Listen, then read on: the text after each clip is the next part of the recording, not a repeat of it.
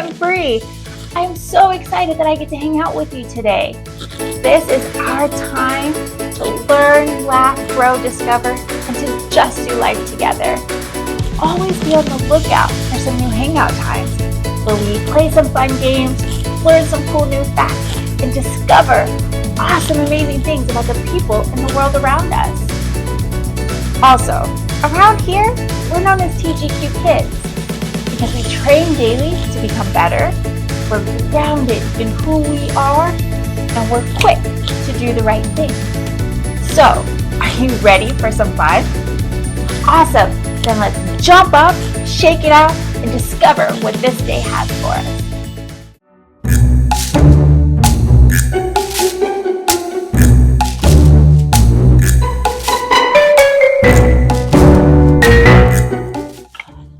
And now it's time for our fun fact of the day, which comes to us all the way from ancient Egypt. Did you know that when a person died, the Egyptians used to weigh their muscles? No, their brains. See how smart they were? No, they actually weighed person's heart when they died to see how good of a person they really were. And they would put it on a scale similar to this, but instead of wood, it was made of gold. How cool would that be? To have a scale of gold. But can you guess what they would put on the other side of the heart? Oh, that's a great guess. They would put the ma'at, or the feather of truth, on the other side. They believed that if you were a good person, your heart would be as light as a feather. And if your life was filled with some not so good choices, your heart was going to be heavy, full of all of those negative choices you made. Man, what would the scale say if you put your heart against the ma'at? Do you think it would sink? Or do you think that it would be as light as a feather? I know, it would be as light as a feather, right? Because you're always making such great choices and doing the honorable thing. So I know, you're sitting there going, Aunt Bree, this is from ancient times. We're in modern days. What does this have to do with me? Well, the scientists today have also discovered that our hearts have 40,000 neurons. You know what a neuron is? Yeah. It's the stuff in our brains that sends messages to the rest of our bodies. So while our brain is sitting there telling our body what to do, our heart has like its own little mini brain sending messages also to our brain and to the rest of our body based off of our actions, words, and thoughts. Yeah, our hearts feel how heavy or how light our choices we make are. And when we're making those honorable choices, it responds by smoothing out its heart wave called coherence. But when we're making those crunchy inside feelings that we know we probably shouldn't be doing, those waves get kind of messy.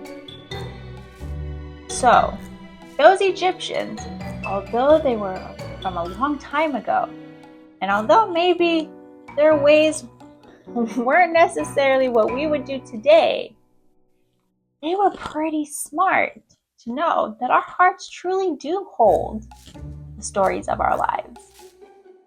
And that is our awesome facts of the day. So if you didn't know, now you know.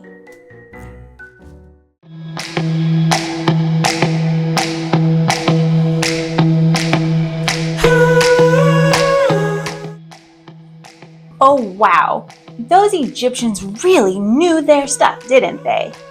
But it makes you wonder, is honor just for knights and judges? Can everyday people like you and me be honorable? Yes, we can be. Honor, although it holds a very deep definition, is still something that we can do every day. Do you remember what the definition of honor was? Yes, it's giving the right weight or value to the people and things around you. Another way to think of it is identifying the value of the things and people around you and respecting that value. Everything has some sort of value, right? So, here's some great examples of how you can be honorable every day. One way is that when you borrow somebody's things, you take good care of it and you try to return it to them in the same condition that you got it in, or even better. Now I know sometimes mistakes happen. So in those instances, what you would want to do is own up to what happened and try to fix it. That's the honorable thing to do. If you're hanging out with some friends and you notice that they start talking negatively about somebody who maybe isn't there, like, oh my gosh, did you see Susie's outfit today? Ew, Johnny had a booger in his nose. Yeah! Cringe, right? No, we don't want to sit there and engage in those conversations. Even sitting there without saying anything, people often forget that you didn't say anything and they assume because you were there with them that you have engaged in that conversation. So we don't want to sit quietly because that's still pushing down somebody else's voice. Instead, we want to show honor by speaking positively of that person, changing the conversation, or even politely excusing ourselves.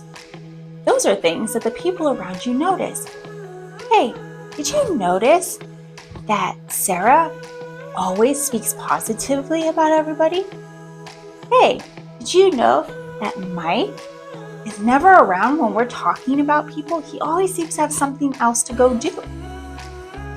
Yeah, it seems hard in the moment, and you may think that it's going to create drama if you say anything.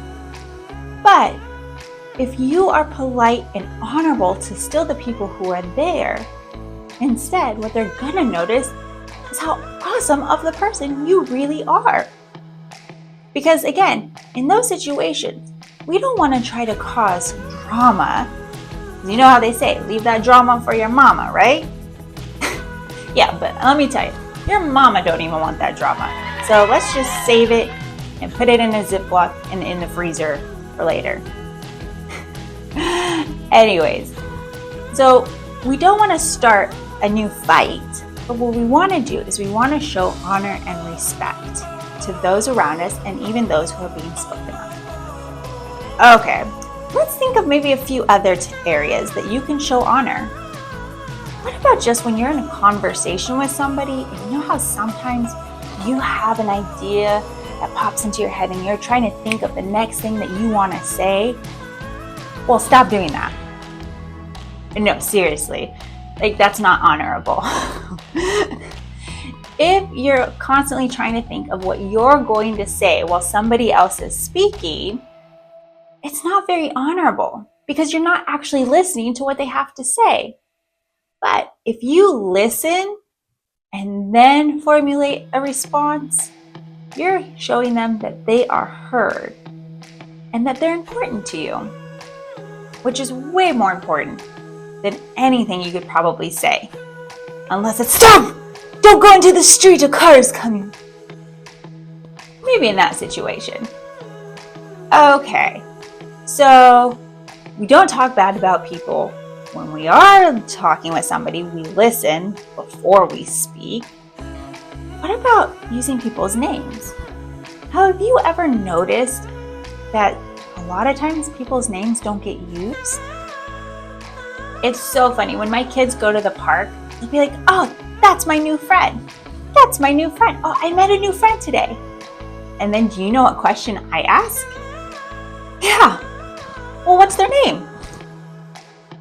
And then they're like, I don't know. I didn't ask. Which, of course, sometimes that happens. Sometimes you just get into a nice rhythm talking to somebody or playing with somebody, and you forget to ask their name.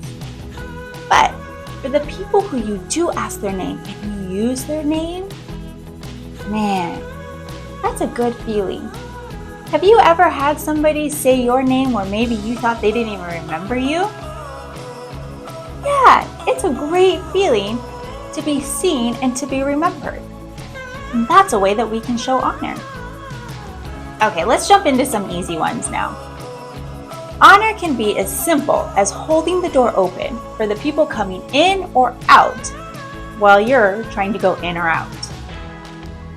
Honor can be as simple as picking up a piece of paper that you walk past that's on the floor and throwing it away or putting it away, or a toy. Honor really comes down to just doing the right thing when nobody is looking or you think nobody really cares. Because when we only do the right thing when people are noticing or when we think somebody's going to notice, that's actually false honor. Honor is respecting people. But if you sit there and you try to respect people by pushing other people down, or you only show respect or integrity when somebody's watching you, those are false honor. You cannot be honorable while also being dishonorable. It's the whole a right and a wrong don't make a right. Right? And two wrongs definitely don't make a right. You have to have right and right. That is what's right. Okay, so we've had a fun-filled day where we've learned all about honor. And you, my friend, are a very honorable person.